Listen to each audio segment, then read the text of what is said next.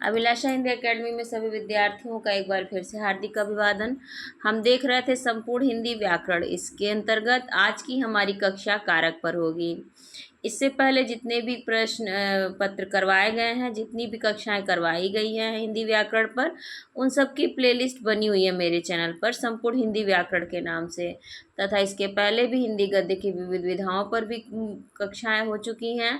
तथा टीजीटी और पीजीटी के 10-10 सालों के प्रश्न पत्र भी मेरे चैनल पर हैं, उपलब्ध हैं। आप एक साथ उन्हें देख सकते हैं।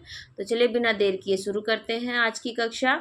पर उससे पहले आप सभी से रिक्वेस्ट है, पहली बार चैनल पर आए हैं, अभी तक चैनल को सब्सक्राइब नहीं किया तो प्लीज़ ज़रूर से ज़रूर लाइक, शेयर, सब्सक्राइब और कमेंट करना ना भूलें। तो आज की कक्षा का पहला प्रश्न है, आचार्य किशोरीदास वाजपेयी के मत में से हिंदी में कितने कारक होते हैं? तो इसका उत्तर होगा 6। आचार्य किशोरीदास वाजपेयी ने वाजपेयी ग्रंथावली भाग प्रथम में लिखा है, हिंदी में विभक्तियों की संख्या बिल्कुल कम है। ने, को, से, का, के, की, में और पर विभक्तियों से कारक आदि का बोध होता है। यदि ये विभक्तियां न हो तो संज्ञा मात्र से कुछ काम न चले। कारक का लक्षण बहुत स्पष्ट है। क्रिया के साथ जिसका संबंध हो उसे कारक कहते हैं। इस लक्षण के अनुसार कारक 6 हैं, जिन्हें कर्ता, कर्म, करण, संप्रदान और अपादान तथा अधिकरण कहते हैं। हिंदी व्याकरणों ने 8 कारक लिखे हैं। संबंध तथा संबोधन को भी उन्होंने कारक समझ लिया है। आप लक्षण पर उतार कर देखें, संबंध तथा संबोधन कारक नहीं है, उनका क्रिया से संबंध नहीं होता। अतः आचार्य किशोरीदास वाजपेयी हिंदी में केवल 6 कारक मानते हैं। और संस्कृत व्याकरण में भी कारक के 6 भेद ही माने गए हैं, परंतु सामान्य रूप से हिंदी में 8 कारक पढ़े और पढ़ाए जाते हैं। कारक के भेद हैं, तो देखिए अभी दूसरा ही प्रश्न पूछा, कारक के भेद होते हैं 8। ये पीजीटी 2004 में पूछा था। और आचार्य किशोरीदास वाजपेयी के मत से अगर पूछता है तो उसका उत्तर होगा 6। वो प्रश्न भी पीजीटी 2000 में पूछा था। हमारा अगला प्रश्न है, कर्म कारक के लिए प्रयुक्त होने वाला चिन्ह है। तो इसका उत्तर होगा को। कर्ता ने कर्म को किसी वाक्य में प्रयोग के लिए किए गए पदार्थों में से जिसको कर्ता सबसे अधिक चाहता है उसे कर्म कहते हैं। पाणिनि ने कर्म कारक की परिभाषा इस प्रकार दी है, जिस वस्तु या पुरुष के ऊपर क्रिया का फल समाप्त होता है उसे कर्म कहते हैं। संस्कृत में संबोधन सहित 8 विभक्तियां कारक होते हैं। उनके नाम और चिन्ह इस प्रकार हैं। कर्ता ने कर्म को करण से, संप्रदान के लिए अपादान से, संबंध का, के, की, ना, ने, नी, रा, रे, री, अधिकरण में, पर और संबोधन हे, भो, अरे। कारकों को विभक्तियों के साथ जोड़िए। तो अभी कारक चिन्ह याद होगा तो इसको कर सकते हैं। तो कर्ता ने कर्म को करण से, संप्रदान के लिए करण से, अधिकरण में, पर होगा। अगला प्रश्न है, कर्म कारक की विभक्ति है। तो कर्म कारक की विभक्ति कर्ता ने कर्म को है। मैंने पत्र लिखा वाक्य में पत्र कौन सा कारक है? मैंने पत्र लिखा, पत्र इसमें कर्म है। मैंने पत्र लिखा वाक्य में पत्र में कर्म कारक है। पत्र के बाद को कर्म कारक चिन्ह है जो लुप्त है। अशोक ने पत्र पढ़ा, इस वाक्य में कौन सा कारक है? तारांकित प्रश्न है। अशोक ने पत्र पढ़ा, इस वाक्य में कर्ता कारक है तथा कर्म कारक दोनों का प्रयोग हुआ है। इस यहाँ अशोक के बाद कर्ता कारक चिन्ह ने तथा पत्र के बाद कर्म कारक को का प्रयोग किया गया है जो लुप्त है। अतः प्रश्न के 2 विकल्प सही हैं, इसलिए उत्तर प्रदेश माध्यमिक शिक्षा चयन बोर्ड ने इस प्रश्न को मूल्यांकन से बाहर कर दिया। दशरथ के पुत्र राम ने रावण को मारा, इस वाक्य में कौन सा पद कारक बनने की सबसे कम योग्यता रखता है? तो इसका उत्तर होगा राम। कर्ता जिस साधन या माध्यम से कार्य करता है उसे माध्यम को कारण कारक कहते हैं। कभी कभी से या के द्वारा विभक्तियां के बिना भी करण कारक का प्रयोग होता है। दशरथ के पुत्र राम ने रावण को मारा, इस वाक्य में कारक बनने का सबसे कम गुण पद राम है, क्योंकि दशरथ के पुत्र राम ही हैं। इस वाक्य में संज्ञा का प्रयोग 2 बार हुआ है, दशरथ के पुत्र और राम। अतः दशरथ के पुत्र पद के प्रयोग से ये सिद्ध होता है कि राम पद का प्रयोग नहीं होना चाहिए था। उसने छल से पराजित किया, उसने छल से पराजित किया में छल से में कौन सा कारक है? तो करण कारक है। संज्ञा आदि शब्दों के जिस रूप से क्रिया के करने के साधन का बोध हो, अर्थात जिसकी सहायता से कार्य संपन्न हो, वह करण कारक कहलाता है। प्रस्तुत वाक्य में छल से कार्य संपन्न हो रहा है, अतः यहाँ करण कारक है। अगला प्रश्न है, मैं तुमसे टेलीफोन पर बात करूंगा। इस प्रश्न में टेलीफोन पर किस कारक में प्रयुक्त पद है? तो करण कारक है। मैं तुमसे टेलीफोन पर बात करूंगा, वाक्य में पर वाक्यांश में करण कारक है, क्योंकि टेलीफोन से बात होगी। से चिन्ह करण कारक का, अतः विकल्प डी सही है। करण कारक किस वाक्य में है? वाक्य है, राम को फल दो, वह कलम से लिखता है, यह राम की पुस्तक है, वृक्ष से पत्ते गिरते हैं। तो वह कलम से लिखता है, इस वाक्य में करण कारक है। विकल्प बी में करण कारक है। जिस वाक्य में क्रिया के संबंध का बोध होता है उसे करण कारक कहते हैं। इसकी विभक्ति से है। प्रस्तुत वाक्य में लिखने का कार्य कलम से हो रहा था, यहाँ करण कारक है। निम्नलिखित वाक्यों में से एक में करण कारक की विभक्ति चिन्ह का प्रयोग हुआ है। पैरों से चलना यात्रा, प्राणों से चलना जीवन, समुदाय से चलना समाज तथा देश और काल से चलना इतिहास कहलाता है। तो इसी वाक्य में करण कारक का प्रयोग हुआ है अच्छी तरह से। विकल्प ए में करण कारक का प्रयोग हुआ है, अन्य विकल्पों में अपादान कारक का प्रयोग हुआ है। अन्य विकल्प इस प्रकार है, आकाश से गिरी एक बूंद, कहीं मोती कहीं विष तो कहीं कीचड़ बनी। रेल से उतरा मुसाफिर ईश्वरचंद विद्यासागर को कुली समझ बैठा। और पेड़ से गिरता सेब न्यूटन के द्वारा स्थापित गुरुत्वाकर्षण सिद्धांत का आधार है। इन तीनों ही वाक्यों में अलग होने का भाव है, जबकि ए ऑप्शन में सभी कार्य होने के भाव में है। कोई व्यक्ति या वस्तु जिस आधार से अलग होती है या दूर जाती है, उस आधार में कौन सा कारक प्रयुक्त होता है? तो उसमें अपादान कारक होता है।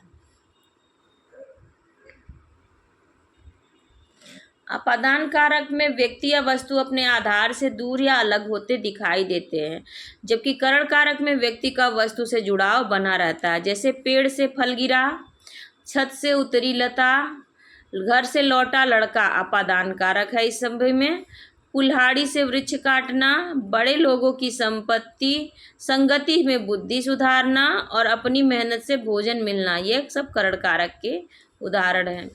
उससे अच्छे तो आप हैं में कौन सा कारक है? इसमें अपादान कारक है। संज्ञा के जिस रूप से एक वस्तु का दूसरी से अलग होना पाया जाता है वहाँ अपादान कारक कहलाता है। प्रस्तुत वाक्य में उससे और आप दोनों का तुलनात्मक होना अलग रूप है, अतः यह वाक्य अपादान कारक होगा। मतलब जहाँ पर तुलना का भाव होता है, प्रशंसा का भाव होता है, वहाँ भी अपादान कारक होता है। कर्ता कारक के ने चिन्ह का प्रयोग नहीं होता है।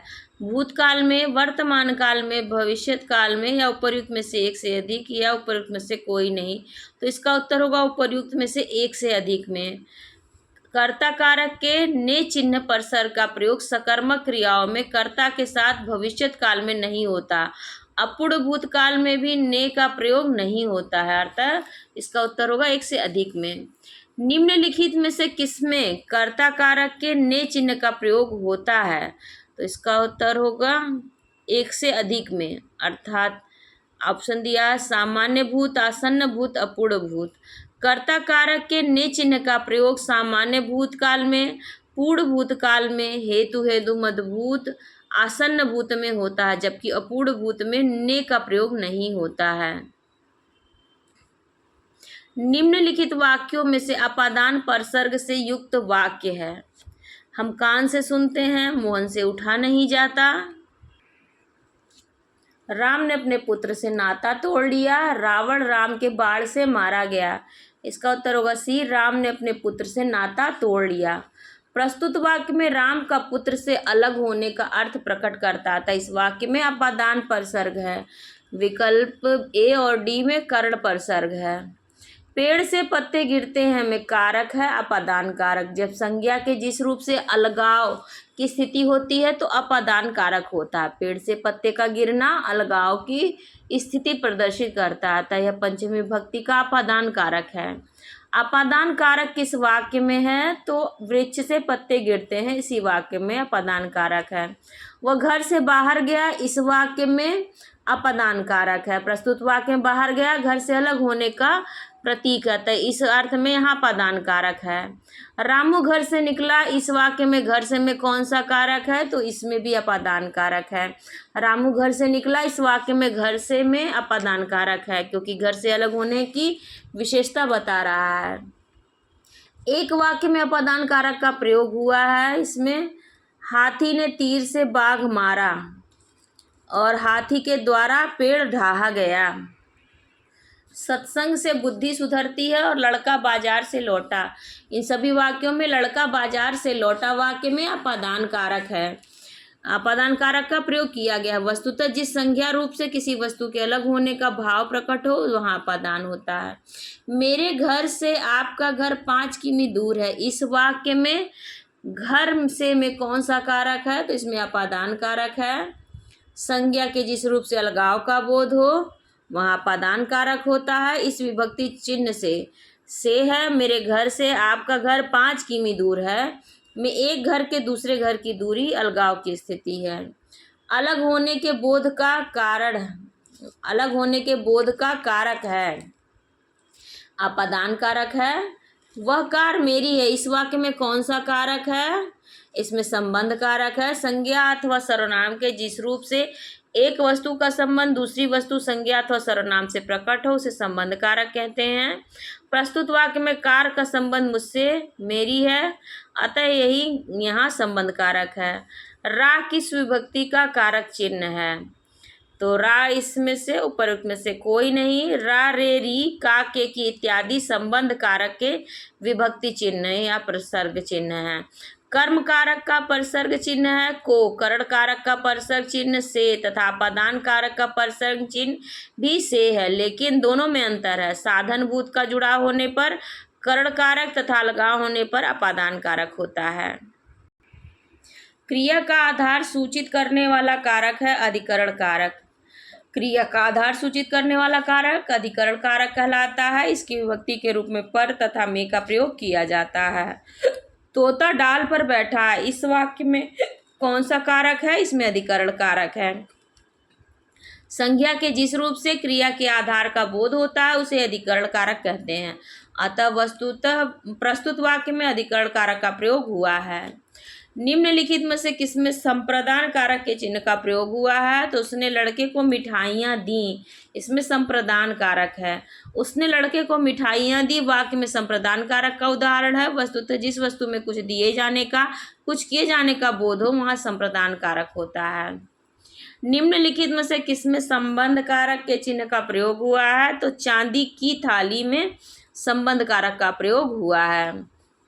दिए गए वाक्यों में से चांदी की थाली वाक्यांश में संबंध कारक का प्रयोग हुआ है। संबंध कारक की विभक्ति या परसर्ग चिन्ह का के की है। निम्नलिखित वाक्यों में से एक में करण कारक के विभक्ति चिन्ह का प्रयोग हुआ है, तो इसमें लड़का दर्द के मारे छटपटाता रहा में करण कारक है। भोजन के निमित्त पधारिए। सिंह वन में या गुफा में रहते हैं। सरकार गरीबों के वास्ते कई योजनाएं चला रही है, इस सब में नहीं है। विकल्प ए में करण कारक के विभक्ति चिन्ह का प्रयोग हुआ है। विकल्प बी में संबंध कारक तथा विकल्प सी में अधिकरण कारक का प्रयोग हुआ है। विकल्प डी में संप्रदान कारक का प्रयोग हुआ है। विलोम की दृष्टि से एक युग्म अशुद्ध है, तो आमिष शामिष इसमें से अशुद्ध युग्म है, जबकि गमन का आगमन, निषिद्ध का विहित और व्यास का समास ये शुद्ध विलोम है। आमिष का सामिष समानार्थी है, जिसका अर्थ मांस, मांसाहारी, मांस युक्त होता है। आमिष और शामिष का विलोम निरामिष होता है। शेष युग्म विलोम की दृष्टि से शुद्ध है। तो अब ये मेरी कक्षा यहाँ पर मैं समाप्त करती हूँ। आगे की हमारी कक्षा होगी विराम चिन्ह पर, जो कि बहुत ही महत्वपूर्ण है। विराम चिन्हों से भी जरूर प्रश्न पत्र में एक प्रश्न तो आता है ही आता है। तो चलिए आज की कक्षा समाप्त करते हैं और आप सबसे इसे अनुरोध है, पहली बार चैनल पर आए हैं, अभी तक चैनल को लाइक शेयर सब्सक्राइब नहीं किया तो प्लीज़ ज़रूर से ज़रूर लाइक शेयर सब्सक्राइब और कमेंट करना ना भूलें। आप सभी का बहुत बहुत धन्यवाद।